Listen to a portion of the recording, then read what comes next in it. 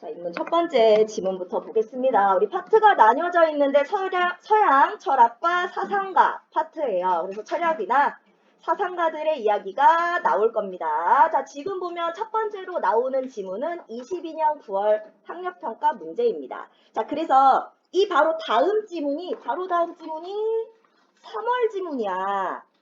3월이니까 여러분들이 입학하면 바로 보는 학력평가가 되겠죠? 그래서 3월 지문이 좀 더 쉬워요. 좀 더 쉬워. 그래서 우리 9월 지문을 먼저 같이 한번 보겠습니다. 자, 그러면 문제 풀 때 사실 빠르고 정확하게 풀라고 했잖아요. 비문학을 할 때 학생들이 제일 어려워하는 것은 중심 내용을 꼭 찾아야 되는가? 중심 내용 찾기를 어려워한다. 두 번째는 읽었는데 무슨 말인지 나는 이해가 하나도 안 됐다. 단어도 모르겠고 뭘 얘기하려는 건지 모르겠다. 네 번째죠?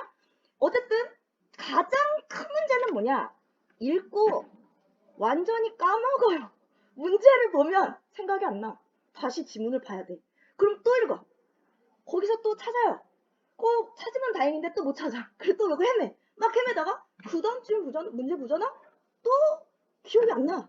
그러면 시간 안에 절대로 못 풀어. 그래서 반드시 지문에 자기가 표시를 하면서 읽는 연습들을 해줘야 돼요. 그래서 깨끗하게 풀면 안 돼. 무조건 풀 때는 표시하고 풀어야 되고, 그리고 요령. 우리 보시면 문제를 먼저 봅니다. 문제를 먼저 쓱 봐요. 문제를 먼저 쓱 보면 먼저 풀어야 되는 문제가 보여. 걔를 먼저 순서대로 풀 거야. 그런데 우리 여기 요 지문 같은 경우는 먼저 풀만한 게 없어요. 지금 문제 한번 먼저 볼까요? 문제 한번. 어디 갔어? 문제를 먼저 어디야?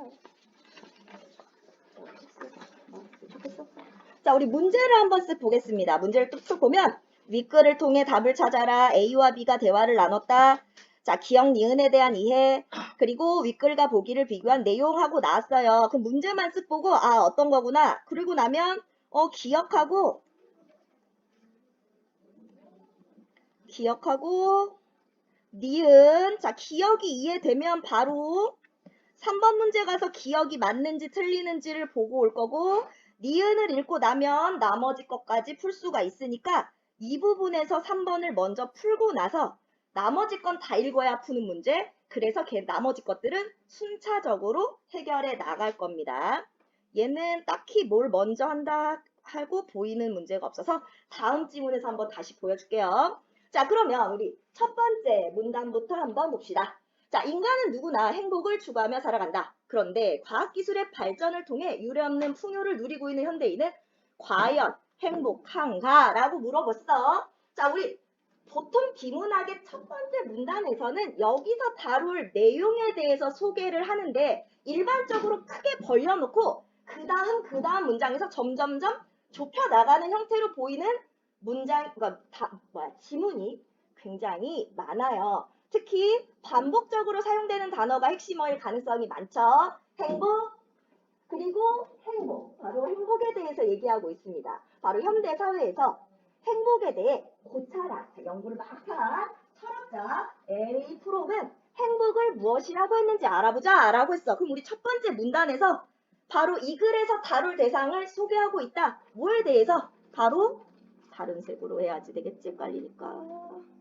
바로 에리 프롬이 행복을 무엇이라고 했는지 이거에 대해서 다루겠구나. 에리 프롬이 행복에 대해서 깊이 연구를 했는데 이 사람이 연구한 결과 행복을 뭐라고 얘기했는가? 이것에 대해서 알아보겠다라고 먼저 중심하제 소개하고 있습니다. 여기까지 첫 번째 문단이죠.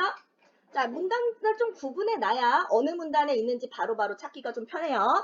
자, 그럼 두 번째 문단으로 가시면 프롬의 사상을 파악하기 위해서는 먼저 그의 인간관을 이해해야 한다. 그럼 프롬의 인간관이 나올 건데 프롬은 인간과 다른 동물을 구분 지을 수 있는 특성이자 인간의 본질을 이성이라고 파악했다. 그럼 이 사람이 생각하는 인간관, 인간의 본질은 이성이라고 얘기했고 그에 따르면 이성이 있는 인간은, 자, 그러면 인간은 뭐 한다? 세계와 분리되어 있음을 인지하고, 자, 세계와 분리, 그래서 불안과 고독을 느낀다. 이는 인간의 실존적 한계. 자, 이 불안과 고독이 실존적 한계. 내가 존재하는 한 이 한계는 벗어날 수 없는 거야. 프롬은 인간은 세계와 합의를 이루고자 하며 그 열망이 충족될 때 행복을 느낄 수 있다. 자, 그러면 프롬의 인간관. 인간은 이성을 가지고 있고 이성이 있다면 세계와 분리되어 있을 때 고독과 불안을 느끼고 그래서 세계와 하나가 되고자 하는데 하나가 돼야만 행복을 느끼는 것. 이게 인간관이야. 인간에 대한 그의 시각. 그는 인간이 세계와 관계 맺는 방식을 소유적 실존 양식과 존재적 실존 양식으로 구분하고 어떤 실존 양식을 따르는지에 의해 인간의 사고, 감정, 행동이 결정된다고 보았다. 그래서 프롬은 인간의 실존 양식을 두 가지로 나눠줬어요. 소유적,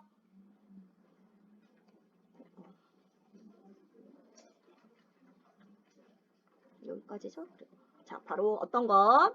바로 소유적 실존 양식과 존재적 실존 양식 두 개로 나눠줬습니다. 그래서 이 부분은 프롬의 인간관과 그리고 실존 양식 두 가지에 대해서 설명하겠다라고 안내하고 있습니다. 자, 그럼 이어서 먼저 이 둘 중에 소유적 실존 양식은 하고 시작하고 있죠? 그럼 이 중에 소유적 실존 양식이란 뭐냐? 자, 이것은 자신을 소유물과 동일시함으로써 세계와 일체감을 느끼고자 하는 삶의 방식이다. 자, 소유적 실존 양식이 어떤 것인지 나오고, 자, 나랑 내가 가지고 있는 거랑 같다고 보는 거야. 자, 소유적 실존 양식 아래서 사람들은 소유를 통해 뭔가를 가져야 감각적 욕망을 충족시킬 수 있지만 문제는 욕망이 충족된 후에도 소유에 대한 탐욕을 느낀다. 자신과 세계의 합일이 자신이 소유한 것에 의해 결정된다고 보기 때문이다. 그러니까 얘네들의 문제는 뭐야? 소유적 실존 양식은 계속해서 소유에 대한 탐욕을 갖는다는 거야. 자신과 세계, 프롬에 따르면 이러한 탐욕은 소유물을 차지하기 위한 경쟁의 욕구와 타인의 소유물을 빼앗기 위한 폭력의 욕구, 자신의 소유물을 잃을 수도 있다는 불안감을 일으킬 수밖에 없다. 그렇기에 소유적 실존 양식 아래에서 사람들은 더 많이 소유하는 것, 자신의 소유물을 지키며 타인의 소유물을 빼앗을 수 있는 권력을 차지하는 것에서 행복을 찾으려고 한다. 그러니까 이건 뭐야? 소유에 대한 탐욕 때문에 내 걸 지키고 남의 걸 자꾸만 뺏으려고 해. 그게 행복이라고 생각해. 자, 프롬은 생존을 위해, 자, 그러면 생존을 위해 필요한 최소한의 소유를 부정하진 않았지만 소유를 통해 행복의 원천을 발견하려는 집착적 욕망은 비판합니다. 왜요? 프롬이 보기에 이런 욕망에는 포화점, 그러니까 어느 한계를 넘어가면 이제 더 이상 안 돼! 이런 게 없다는 거야. 더 이걸 원한다는 거죠. 이미 소유한 것은, 내가 이미 갖고 있는 것은 더 이상 충족감을 줄 수 없으며 소유를 통해서는 인간의, 자, 그럼 어떻다? 문제는 소유를 통해서는 인간의 근원적 불안과 외로움을 극복되지 않는다라고 봤다는 겁니다. 자, 지금 뭐가 나왔어요? 소유적 실존 양식이 나왔죠. 자, 그럼 우리 3번에서 기억에 대한 설명이 맞는지 먼저 봅니다. 자, 기억에서 소유에 대한 탐욕은 경쟁심을 불러일으키는 요인이죠. 왜? 소유적 실존 양식은 내가 뭔가를 많이 가져야만 나는 행복이라고 생각해. 그러니까 어때? 내 걸 지켜야 되고 남의 거를 뺏어야 되고 내가 더 높은 데 올라가야지만 된다는 얘기야. 당연히 경쟁심을 불러일으키겠죠. 또 기억은 권력을 차지하는 것을 통해 왜? 남의 걸 뺏고 내 걸 지켜야 되니까. 자, 소유의 충족감을 얻고자 하는 삶의 방식이고 여기에는 포화점이 없다고 했어요. 그러면 1번, 2번은 다 맞는 설명이라는 걸 알 수 있죠. 자, 그러면 니은을 보러 가봐야겠지?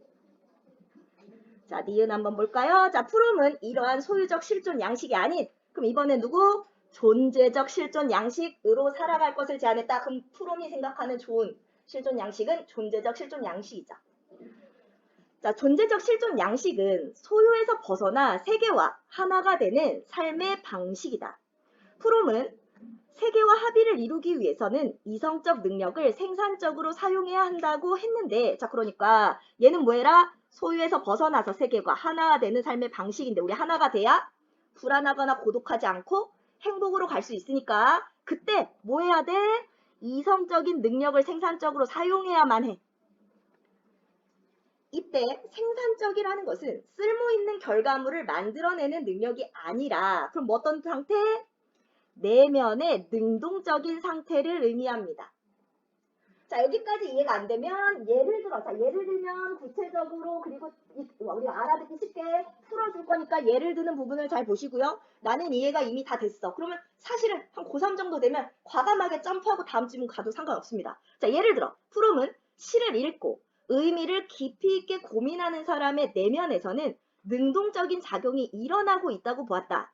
존재적 실존 양식 아래에서 사람들은 자신이 세계와 긴밀하게 결합해 있다고 느낌으로 가진 것을 이룰 수 있다는 불안에 시달리지 않는다. 그래서 자, 그러면 이 실존 양식은 어떻다? 다른 존재에 대해 호의적이에요. 이때 사람들은 타인을 사랑하고, 자, 사람들을 사랑하고 타인을 사랑하고 자신이 가진 것을 나눔으로써 다른 존재의 성장을 도우려고 하는데, 자, 이때 이게 바로 뭐다? 궁극적 행복이다.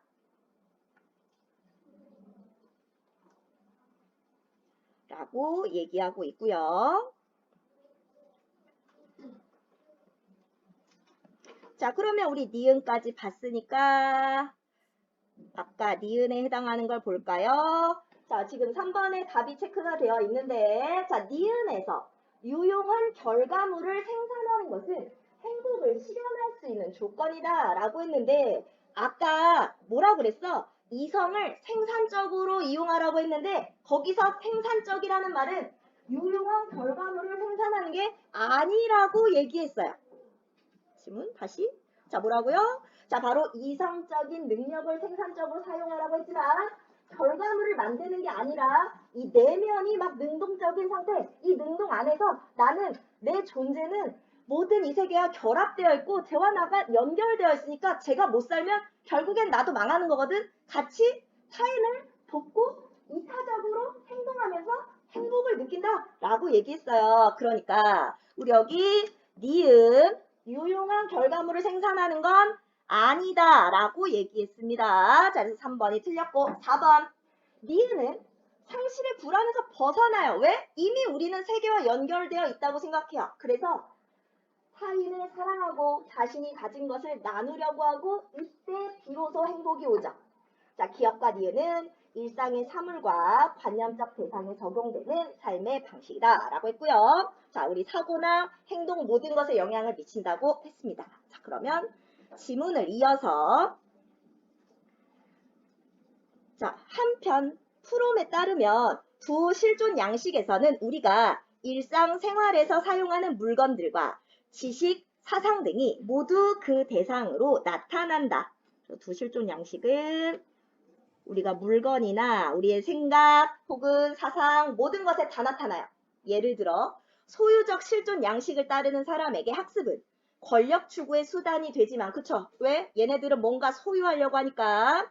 자, 또 존재적 실존 양식을 따르는 사람에게 학습은 자, 아까 내면의 어떤 생산성, 내면의 새로운 사고를 촉발하는 과정이 된다고 보았다.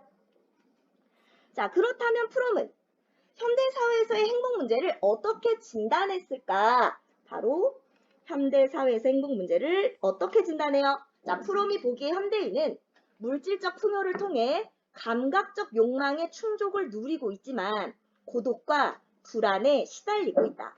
그에 따르면 이 같은 현대사회의 병리적 현상이 일어나는 원인은 끝없는 소비를 조장하여 무한한 이윤을 추구하는 소유지향적인 사회다. 자, 그럼 어떻다? 자, 지금 사람들은 뭔가 물질은 풍족한데 우리는 고독해. 그 이유는 뭐 때문이야? 바로 소유지향적인 사회에 살고 있기 때문이야. 프롬은 현대사회의 병리적 현상과 같은 위기는 개인이 존재 지향적 삶을 사는 것만으로는 극복하기 어려워. 왜? 사회 문제니까. 자, 바로 사회의 병리적 현상 같은 위기는 극복하기 어려워요. 그럼 뭐가 필요해? 사회적 변혁이 필요하다. 그는 사회의 구조와 규범에 따라 주된 실존 양식이 무엇인지 결정된다고 보았기 때문이다. 그럼 뭐 때문에? 사회가 사람의 실존 양식을 결정하게 한다. 자, 이처럼 프롬은 무한 소비를 조장하는 현대사회의 병리적 현상을 고찰하고 인간에 대한 신뢰를 바탕으로 해결책을 제시한 휴머니스트로 평가받는다. 프롬에 대한 평가나 혹은 프롬이 연구에 대한 어떤 평가라고 보시면 되겠습니다. 자, 지문이 아주 어렵진 않죠. 나머지 3번 빼고 나머지 문제만 먼저 각자 풀고 답 같이 볼게요.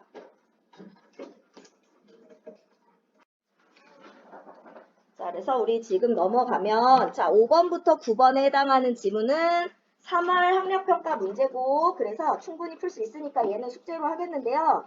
자, 지금 보면 자, 문제가 5번 문제 같은 경우는 가나에 대한 설명, 가나를 다 읽어야 풀 수 있고요. 6번 문제는 가의 플라톤의 사상, 7번 문제는 나의 아리스토텔레스의 관점이라고 했으니까 자, 가를 다 읽고 나서 6번 문제를 풉니다. 그래서 가 지문 맨 밑에 6 써주시고 나 지문 맨 밑에 7 써주시고 6번, 7번을 먼저 풀고 나서 나머지 5번, 8번, 9번 순서대로 푸시면 돼요. 다 읽고 나서는. 자, 그러면 우리 오늘 기왕 했으니까 입문하고 사회 지문도 한번 맛보기로 볼게요. 사회 지문으로 넘어가 보겠습니다. 책 없어? 다른 거?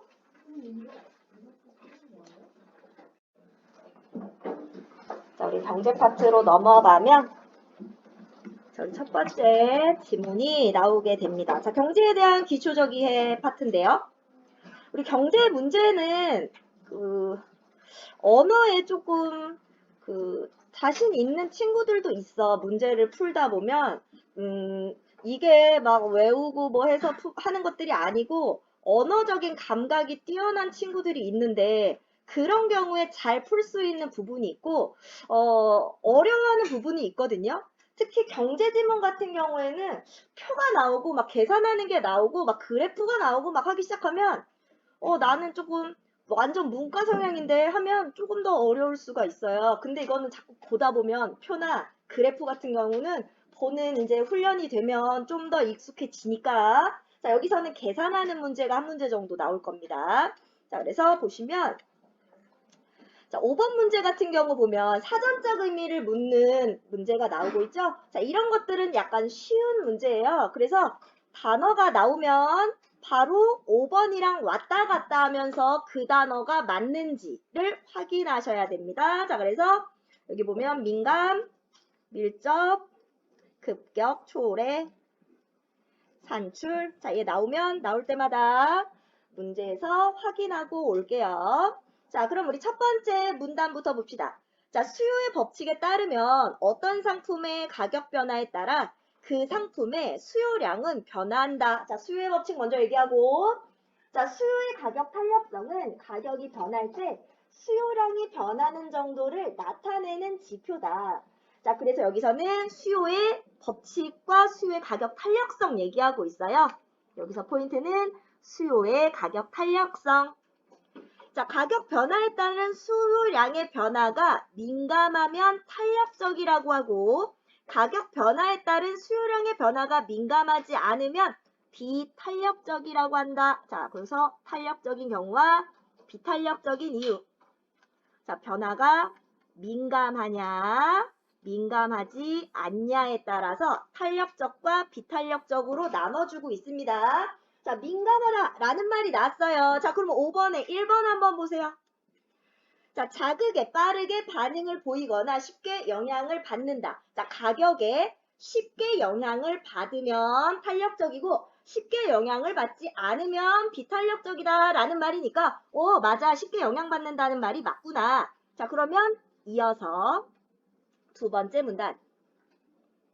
수요의 가격 탄력성에 영향을 주는 대표적인 요인에는, 자 그럼 여기서는 수요의 가격 탄력성에 영향을 주는 요인을 얘기해 볼 건데 세 가지가 있다. 첫째, 대체재의 존재 여부이다.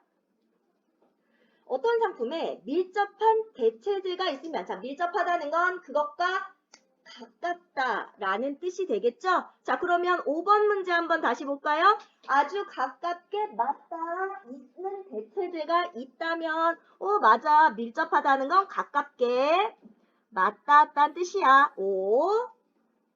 계속 갑니다. 자 밀접한 가까운 대체재가 있으면 소비자들은 그 상품 대신에 대체재를 사용할 수 있으므로 상품 수요의 가격 탄력성은 탄력적이다. 그러니까 대체재가 있으면 탄력적이다. 수요량이 변화가 크게 바뀐다는 얘기입니다. 가격에 따라서. 자, 그래서 예를 들어 버터는 마가린이라는 밀접한 대체재가 있기 때문에 버터 가격이 오르면 버터의 수요량은 크게 감소하므로 버터 수요의 가격 탄력성은 탄력적이다.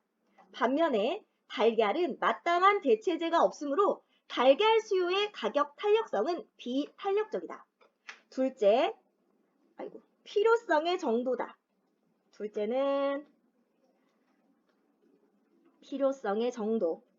자, 필수재 수요의 가격 탄력성은 대체로 비탄력적인 반면에 사치재의 가격 탄력성은 대체로 탄력적이다. 자, 필수재는 비탄력적, 사치재는 탄력적이에요. 당연하죠. 내가 꼭 필요한 거예요. 그럼 가격이 올라도 살 수밖에 없습니다. 꼭 필요하지 않아요. 자, 그러면 가격이 오르면 사기가 꺼려지죠. 자, 예를 들어 필수재인 휴지의 가격이 오르면 아껴 쓰긴 하겠지만 그 수요량이 급하게 변한다는 거죠. 자, 그러면 5번으로 갈까? 변화와 움직임 따위가 급하고 격렬하게, 급격하게 맞습니다. 자, 급하고 격렬하게 줄어들지는 않는다. 그러나 사치재인 보석의 가격이 상승하면 그 수요량이 감소한다. 셋째, 소득에서 지출이 차지하는 비중이다. 해당 상품을 구매하기 위한 지출이 소득에서 차지하는 비중이 높을수록 수요의 가격 탄력성은 커진다. 가로 닫을게요. 자, 소득에서 차지하는 비중이 큰 상품의 가격이 인상되면 개인의 소비 생활에 지장을 불러일으키니까, 지장을 가져다 주니까 그만큼 가격 변화에 민감하게 반응할 수밖에 없다. 자, 그럼 초래 뜻 한번 볼까?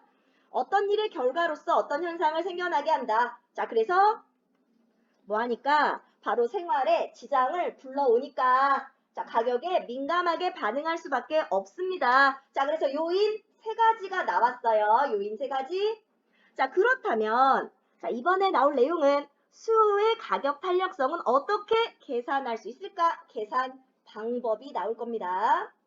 수요의 가격 탄력성은 수요량의 변화율을 가격의 변화율로 나눈 값이다. 자, 아래 나오고 있죠?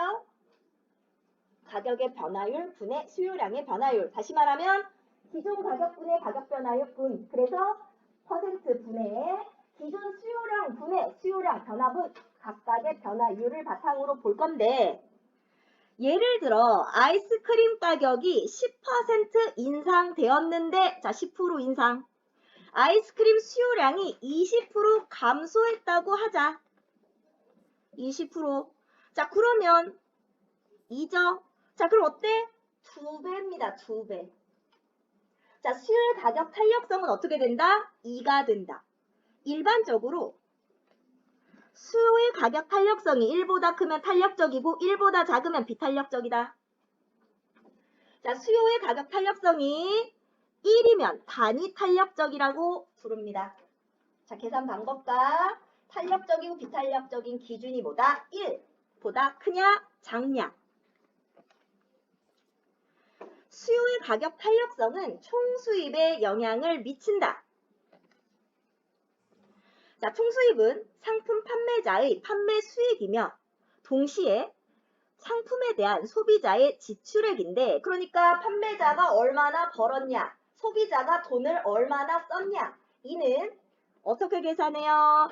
상품의 가격의 거래량을 곱한 수치로 산출 뭐예요? 계산해 내는 게 산출이죠.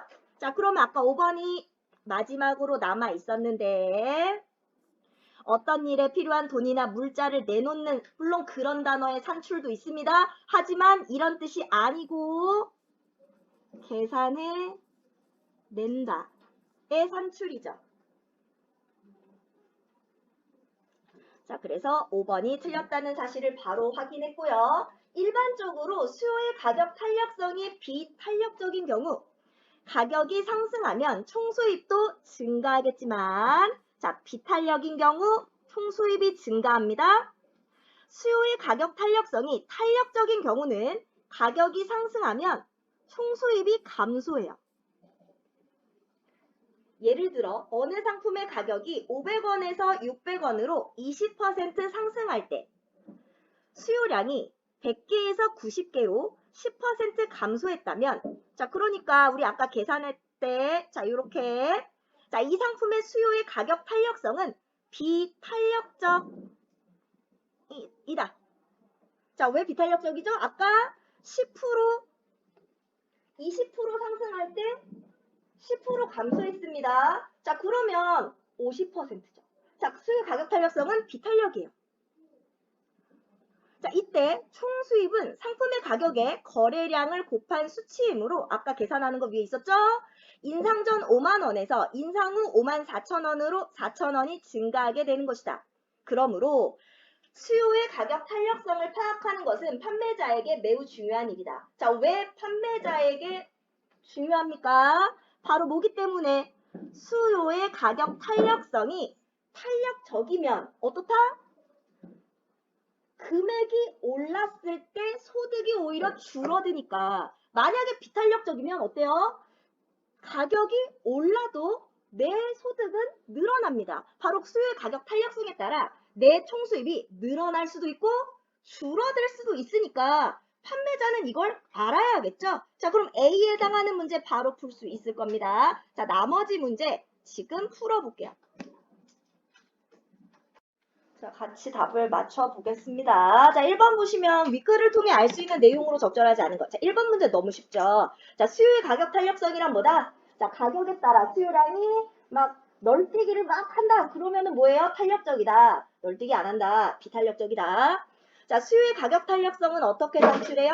아까, 자, 바로 가격이 변한 거 분의 판매량이 변한 거. 자, 그 비율로 산출한다고 그 계산 방법 나와 있었고, 상품 판매자의 판매 수입은 어떻게 정해요? 자, 가격 변화와 우리 요즘어 자, 총수입은 상품 가격의 거래량을 곱한 수치다라고 했습니다. 자, 대체제는 바로 수요일 가격 탄력성에 미치는 요인 중에 하나였죠? 자, 그러면 영향을 주는 요인 세 가지를 봤지만 걔네들 사이의 관계는 본 적이 없습니다. 자, 5번이고요. 자, 2번에 자, 이거 너무 쉬워. 자, 쌀을 주식으로 해. 이거 꼭 먹어야 되죠? 그러면 각국은 밀을 주식으로 하는 나라에 비해 자, 얘는 거 쌀 주식이니까 우리 쌀값이 오르면 다 나눠 먹어? 아니죠. 근데 그래도 다 퍼먹어야 돼. 그럼 이건 뭐야? 당연히 있어야 되는 필수제니까 여기다 쓰면 안 되네. 자, 쌀을 하는 애들은 쌀이 필수제에 해당해요. 그러니까 어때? 탄력적이지 않습니다. 비탄력이에요. 자동차보다 저렴한 오토바이가 주요 이동수단인 을국은 자동차가 주요 이동수단인 나라에 비해 자동차는 더 비싸. 오토바이로 이동하면 돼. 그럼 얘는 사치제야. 그러니까 사치는 어때? 탄력적이야. 자, 그럼 답은 2번이 되겠죠. 뭐 쉬웠죠? 자, 3번 A의 이유. 자, 우리 아까 A 뭐 때문에 바로 탄력적이냐 비탄력적이냐에 따라서 내 총수입이 바뀔 수 있다고 그랬어. 자, 그래서 4번 수요의 가격 탄력성이 판매자의 총수입 증가 여부에 영향을 미칠 수 있기 때문이다. 다 봤던 거고요. 4번 자, 이거 계산.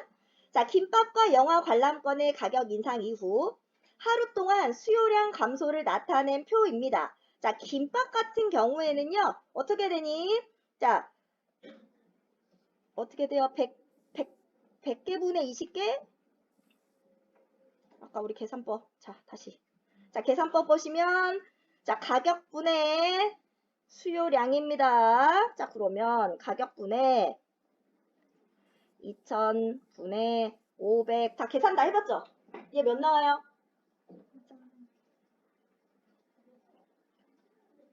네, 4분의 1. 그러면 얘는 25야. 자, 그럼 얘는 기존 수요량이 100개분의 20개예요. 얘는 뭐 나와요?